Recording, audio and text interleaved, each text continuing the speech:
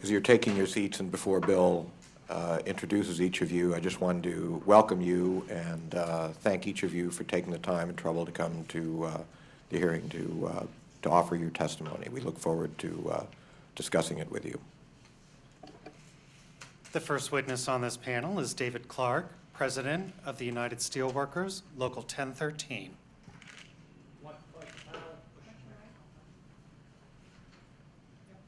I'd like to thank the panel for hearing our testimony today.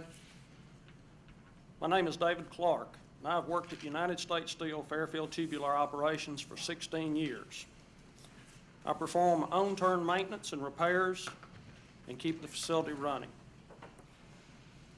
At our plant, we make seamless oil country tubular goods, and we were formerly a fully integrated steel mill. Our flat roll products went to a wide range from appliances to electric motors. Our OCTG pipe went into the petroleum and natural gas extraction, exploration, and transmission segments of the energy market. The closure of the bulk of our facilities has had an impact on many of my friends and coworkers. We currently do not produce the raw material to supply our pipe mill with steel for conversion into pipe. Our coating line depends upon flat roll product from other suppliers to process as well. In August of 2015, our fully integrated facility went through a series of closures that ended iron and steel making, casting, and flat roll carbon steel converting and finishing operations. This left over 1,000 people without work in an economy that was already devastated by the closure of numerous coal and coke operations. While our steel operations are shut down, our pipe mill currently only runs at 25% capacity. We have seen numerous layoffs, and we expect more to continue. The plant is currently only running facilities that have orders, then placing workers on layoff until the next section of orders come in. The Birmingham, Alabama economy has suffered numerous factory closures over the last several years, and the number of effective employees is only going to continue to grow unless we do something to stop unfair trade. U.S. Pipe in North Birmingham, McWayne Pipe, Stockham Valve and Fittings, Steelscape, and other manufacturers have ceased operations in an area that was once known as the Pittsburgh of the South. My community is struggling, and many employees are relocating to find jobs that can sustain a family. Our local union has opened a food bank in order to help members who have lost their jobs. My wife, nephew, and numerous others volunteer at the food bank to help people not only with food items, but to help steer them toward any additional help they may need. The outlook is bleak for business in our town. All of the suppliers in the area have been forced to cut positions. Some local gas stations have ceased 24-hour operations as the traffic at shift changes went away. Retailers are leaving the city. Shortly after our closure, Walmart and several other retailers left the city of Fairfield, and the loss of sales tax revenue has placed the city in dire financial straits. It has got to the point where the City Council in Fairfield is debating the closure of the police department and suspension of other city services in order to survive. In order to prepare for the worst, our family has not just started cutting expenses and saving more, but we have started looking at available positions in the general area as well as other facilities across the country. Unfortunately, my community is not the only one facing this situation. While American steelworkers continue to do everything we can to ensure the viability of our industry, we alone cannot seem to stop the injury caused by massive overcapacity, government subsidies, and unfair pricing that comes from other countries with whom we compete. This is why I'm here today, to let you know how unfair trade impacts entire communities. If you allow these unfair practices to go unanswered, the consequences will be dire for all our communities. No U.S. steel worker should lose a job to allow unfairly traded steel into this country. Thank you all. The next witness is James Sanderson, President, United Steelworkers, Local 7898. Good afternoon, panel. On behalf of our membership, we want to thank you for taking the time to examine the state of the global steel industry and for inviting me to testify on behalf of the thousands of workers who, like me, are unable to work because of the current crisis. My name is James Sanderson, and I am president of the United Steelworkers, Local 7898. I proudly represent our steelworkers at the ArcelorMittal plant in Georgetown, South Carolina. Our plant produced wire rod in the United States and closed its doors July the 24th, 2015, because we could no longer compete with unfair foreign steel wire imports. The plant closing left 226 workers without jobs. The USW is the largest industrial union in North America with more than 850,000 active members. The USW represents workers in the domestic wire rod industry at numerous facilities in addition to ArcelorMittal Georgetown, including another ArcelorMittal mill in Indiana, Cascade Steel Rolling Mills in Oregon, Everaz Pueblo in Colorado, Gerdau American Steel US in Texas, Republic Engineered Products in Ohio, and Sterling Steel Company in Illinois. I'm here today to testify on behalf of all our steelworker members, retirees, and their families as to why it is essential that the administration do more to provide relief from unfairly traded imports of steel and address global overcapacity in the steel manufacturing. For years, our union has been fighting against foreign governments and companies seeking to gain an unfair advantage by violating trade rules. Unfair trade has had an enormously corrosive effect on the nation's manufacturers and workers. From personal experience, I can tell you that it has clearly hurt our steelworkers in Georgetown in the form of bankruptcies, plant closures, and layoffs. In the 1990s, our Georgetown mill suffered greatly due to unfair competition from imports, leading it to the brink of closure. Between 2001 and 2007, the steelworkers at Georgetown endured 2 bankruptcies, 4 different ownership structures, and a 9-month closure in 2003.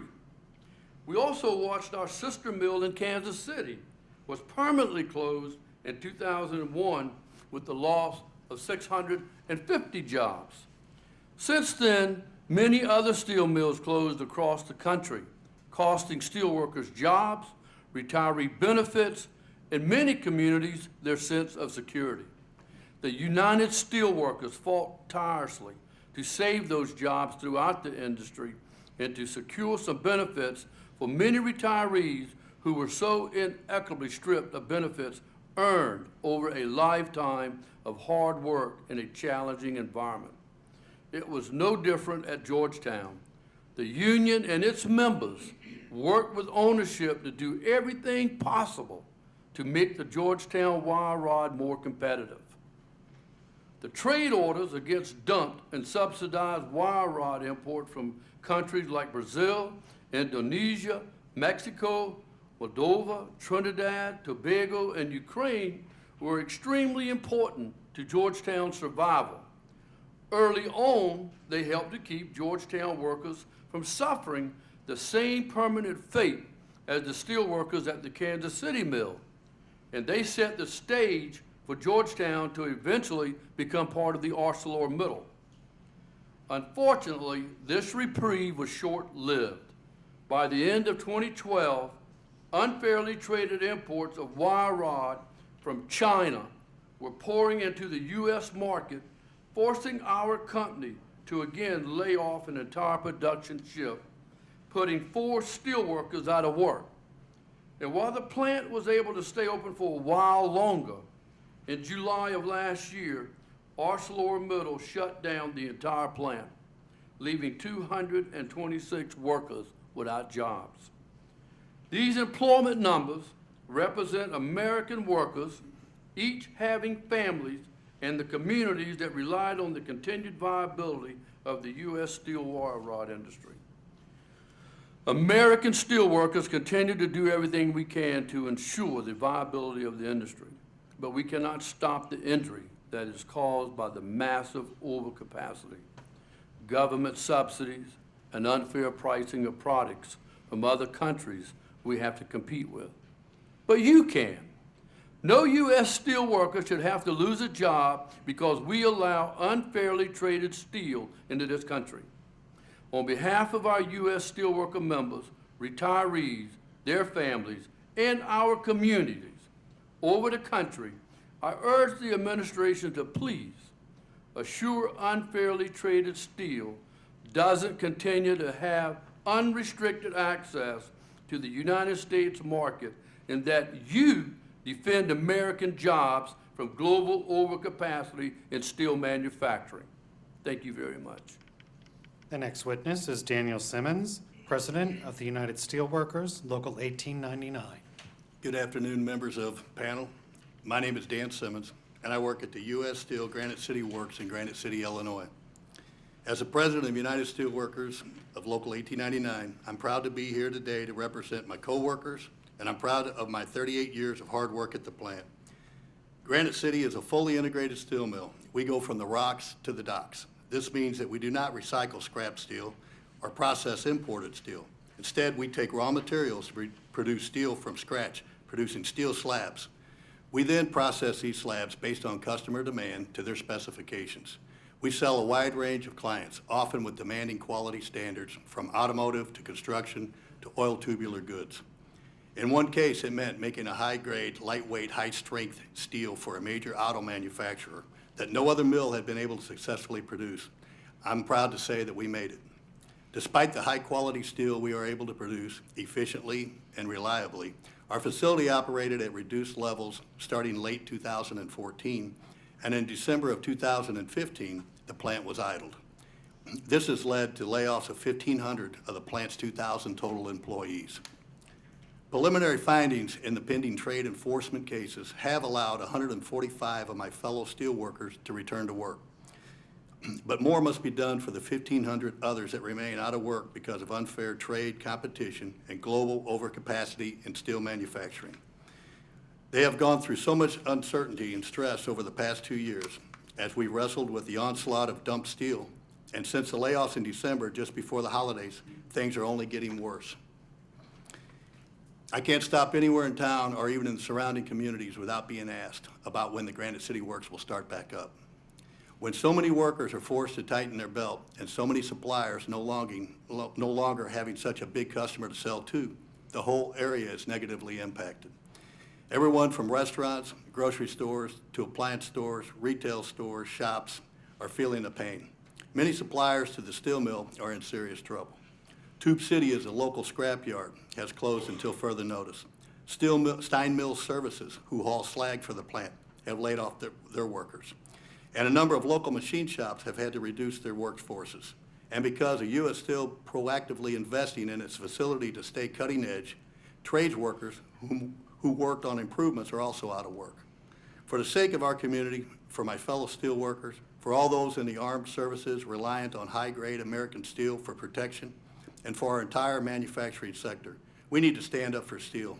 I ask that you pursue every option at your disposal to ensure that we can get back to work as quickly as possible. Thank you. The next witness is Tim Davis, Vice President of the United Steelworkers, Local 8378. Good morning. I want to thank you for the opportunity to speak to you this afternoon. My name is Tim Davis. I've worked as a crane operator at Cascade Steel Rolling Mills in McMinnville for over the past 2 years. I am proud to work alongside my father, who has also worked there for 30 years. And as Vice President of the United Steelworkers Local 8378, and is an honor to represent the hardworking individuals at Cascade. At Cascade, we make rebar of various sizes and lengths, as well as coiled rebar and flat bar. All our steel is made from recycled scrap steel. We ship our products all over the western United States, and we export our products all over the world, including Canada and Guam. As a crane trainer and operator, my typical day is involved with moving newly made rebar from the finishing mill into storage bays to await shipping. and then loading trucks and rail cars that come into the facility to pick up our products. Due to the amount of coiled wire and rebar that is currently being dumped into our market, Cascade has been reduced from a facility churning out steel 24 hours a day, 7 days a week, to only running 4 or 5 days a week, depending on what orders have come in. This steep reduction in output has led to the layoff of over 25% of my workforce, including myself, and freezing our hiring of summer help from the local college. Our manufacturing capacity has dropped 15% from around 75% to 60%. This layoff has been hard on me and my family as we work to make ends meet. We've had to significantly reduce our standard of living and change our lifestyles to reflect the loss of my income. Our kids don't understand why we've had to start shopping at discount and secondhand stores, or why we're buying different brands of groceries that don't quite taste the same. The kids both need braces, and we just had to take $3,000 out of savings to pay for the first step of my daughter's dental care plan for just the spacer she'll have for the next 3 months. After those 3 months, it'll be over $4,000 for the next step. That is money we have no means to replace in our current financial situation. My community is also suffering from the import crisis of the global overcapacity of steel. According to a 2009 survey from the Oregon Labor Department, every one job at Cascade Steel created 4 other jobs in our local community. With over 70 current workers laid off from Cascade Steel, over 280 local jobs in my community are at risk.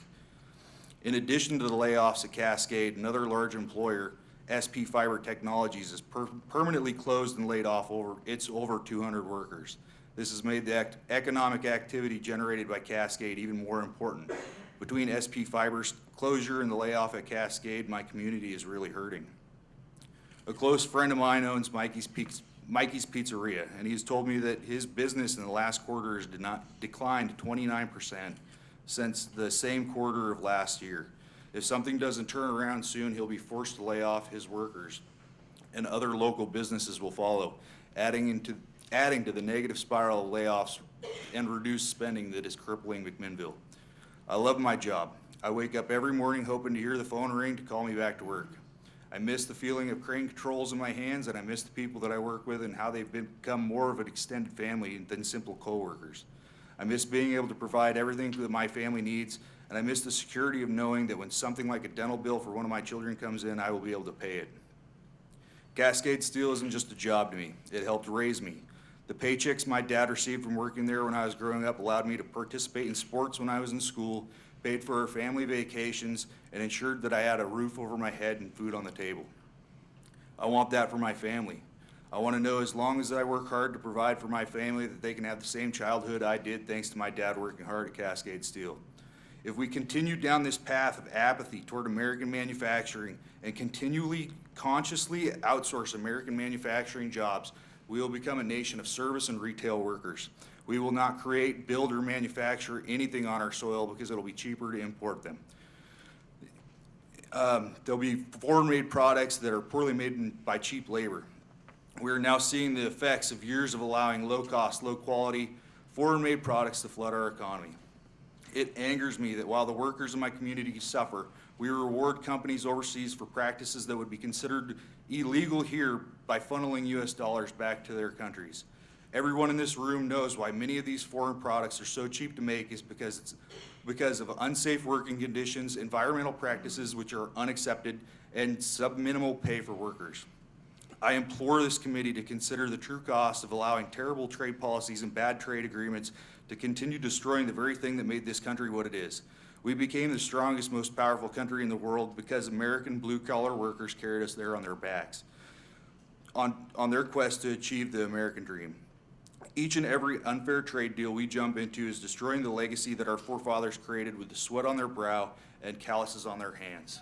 I am proud to follow in my father's footsteps in the manufacturing industry, and I'd hope that my children would be proud to follow us if that's what they chose to do. But for that to happen, there needs to be an American manufacturing industry around for them to do so. And at the current rate of American factories closing their doors for good, I'm concerned that they won't have that option. At this pace, the only option my kids will have is college, the military, or working at a retail store that was built with foreign materials, selling foreign-made products, and then putting those purchases in foreign-made bags. I thank you for your time today, and I hope you will consider the true cost poor policies and unfair trade deals have on our workers, their families, our communities, and future generations. Thank you. The next witness is Sam Pantello, Vice President of United Steelworkers, Local 2102. Good afternoon, members of the panel. Good afternoon, members of the panel. Let me start by saying thank you for the opportunity to speak with you today on this critical issue for steelworkers across this country. My name is Sam Pantello, and I have worked for Everaz Rocky Mountain Steel Mill in Pueblo, Colorado for the last 10 years. I work as a mechanical technician conducting maintenance throughout the plant. I'm proud to be able to step in and make the repairs of our plant, make sure it's running. Whether that requires welding, machine repairs, or even plumbing, I also have service as United Steelworker Vice President of Local 2102. Our facility has been hit hard by the current steel crisis, global overcapacity in steel. Right now, we're operating well below our potential at around 65% capacity, and you can't break even running a mill like that. So our facility is going through layoffs and slowed production. Right now, we have 260 U.S. members laid off. We have tried to spread the pain a bit. Our company has restructured shifts and hours, reducing our time on the job so that our coworkers can get a break to work. But even after all that, many of the fellow steelworkers will still be without jobs. I'm proud of our plant. Our facility goes back 140 years and has been producing steel ever since. We produce a high-quality steel, cost efficiency, and effectiveness, and are the only manufacturers of steel rail west of the Mississippi. And yet, because of steel dumping, I have coworkers out of a job, worrying about making their next mortgages, payment on cars, and that just isn't right. With so many workers out of a job and hundreds of workers about to see their houses, their hours reduced, our community is suffered. Everaz is the largest manufacturer in our area, so when the company cuts back, the whole community feels it.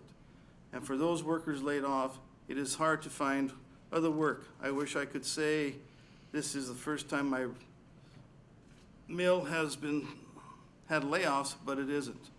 For example, in 2008 and 2009, our seamless pipe mill went down because the Chinese was dumping into the competing product, and 125 workers were laid off over that year.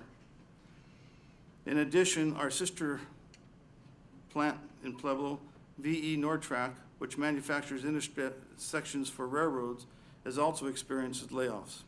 Our community has been placed in a crazy situation where many high-skilled manufacturing workers are unable to find work, but running out of unemployment eligibility with nowhere to turn.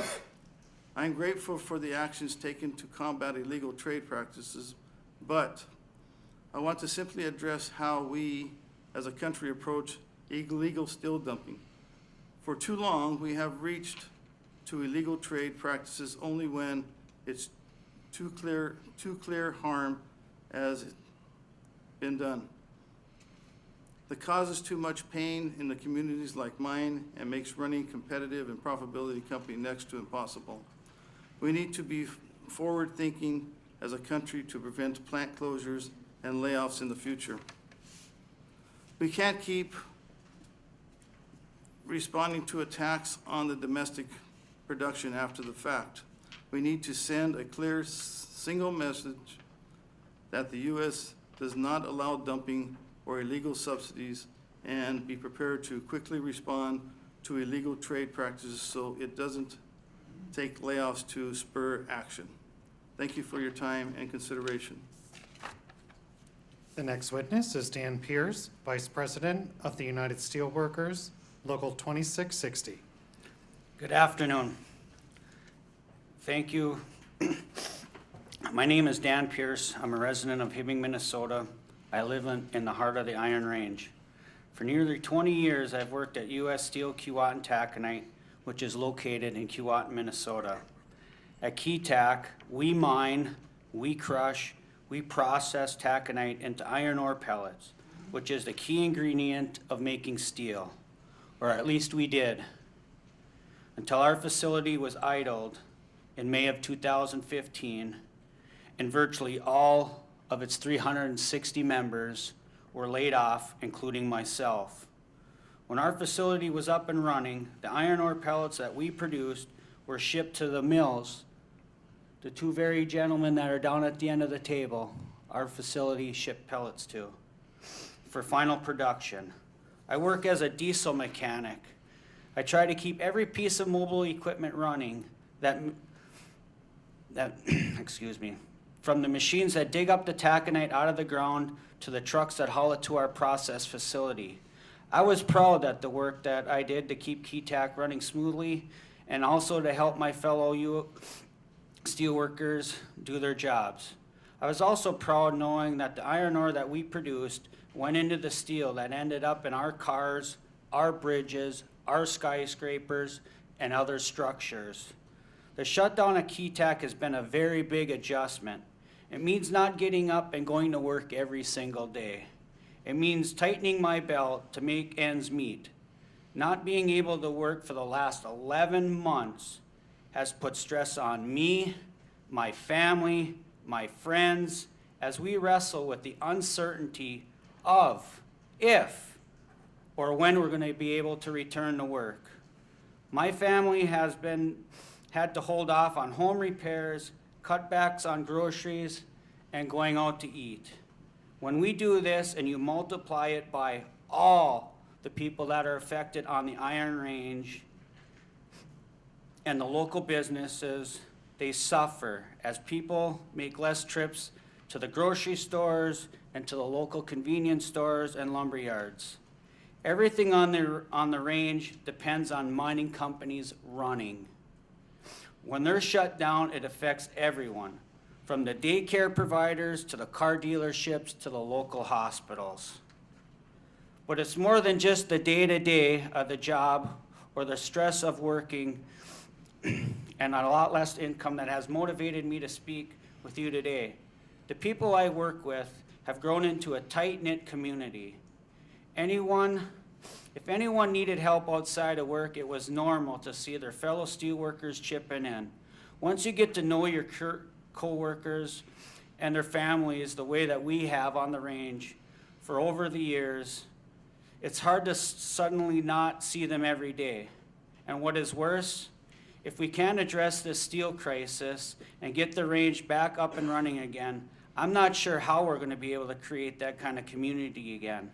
Without the demand for iron ore, there is no other game in town for the Iron Range, like me, that have to spend years to try to develop particular skills in the areas as maintenance or electrical work.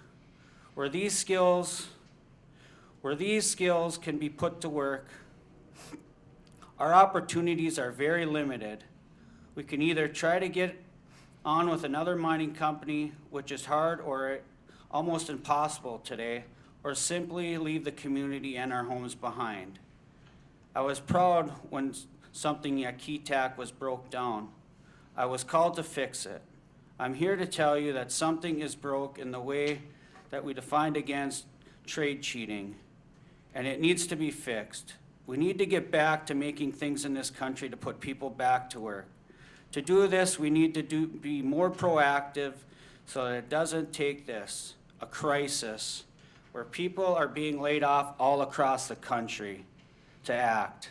Until we start using more U.S.-made steel to put it in the air, put it on the ground, or drive it around, my neighbors on the Iron Range and workers across America will be out of work when we could be putting our skills to use, building a brighter future for our country. I'd like to thank you for the opportunity to speak today on behalf of all the steelworkers on the Iron Range. Thank you very much. Before we turn to our final witness on this panel, I would ask all witnesses on the next panel to please go to the back of the room. Our final witness on this panel is Neil Douglas, President of the International Association of Machinists, Local Lodge 1943. Thank you for hearing my testimony today. As stated, my name is Neil Douglas. I am the President Directing Business Representative of Local Lodge 1943 of the International Association of Machinists and Aerospace Workers in Middletown, Ohio.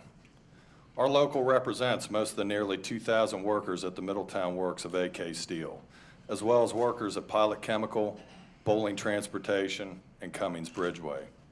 Our international union, the IM, continues to fight hard for fair trade policies that will result in good jobs here at home. Imports have reached historically high levels, which have had a negative impact on the domestic steel producers for finished steel products and carbon spot market selling prices. The results have created a dramatic reduction in orders, production, and shipments. I will try to paint a picture to describe the negative effect these foreign steel imports have had and could have on the working people, their families, and the surrounding communities. Currently, there are over 400 working people laid off from AK Steel's Ashen Works. These layoffs have been in place since October of last year. As many of you know, the longer a worker is out of work, the deeper the cut to the local economy. The situation in Ashen has the potential to travel around to other facilities under the AK Steel umbrella, including the Middletown Works.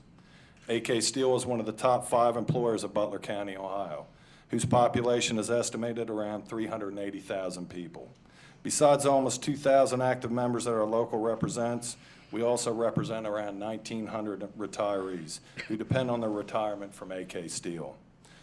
These numbers do not take into consideration the salaried and contract employers, which are well into the thousands. While some of these numbers alone may not sound as impressive as some of the bigger companies, consider for a moment the families associated with these thousands of working people. Consider the downstream jobs from active working members. The estimated ratio is as high as 7 jobs in the community for every 1 active worker. As I am Local Lodge 1943 working members, we enjoy good benefits, a good retirement, and good wages. This affords that we and our families have the ability to spend money at local businesses, utilize our health care at local facilities, and drive the economy forward. Allowing the dumping of foreign steel into the United States has the potential to rip our workers' families apart, devastate the community, and cause severe harm to our local economy.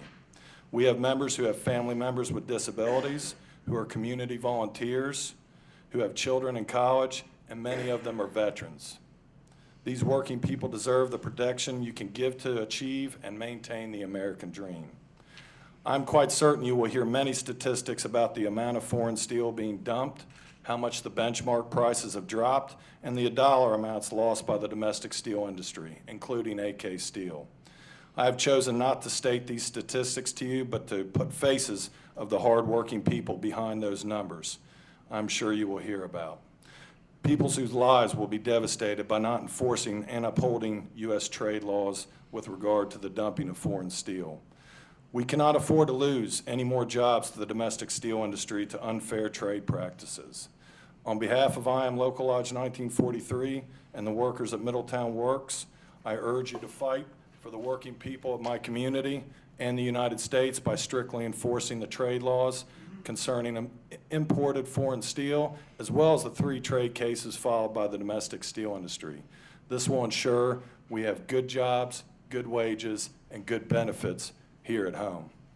And I'd like to add something that while we don't have layoffs at Middletown Works, hearing these brothers and laborers story about that, I'm gonna have to go back and report that that's what I heard over there. And it causes dramatic insecurity in people and their families to know that that could be coming down the line. So I urge you to do everything you can for all of us. Thank you. Mr. Chairman, that concludes direct testimony from this panel.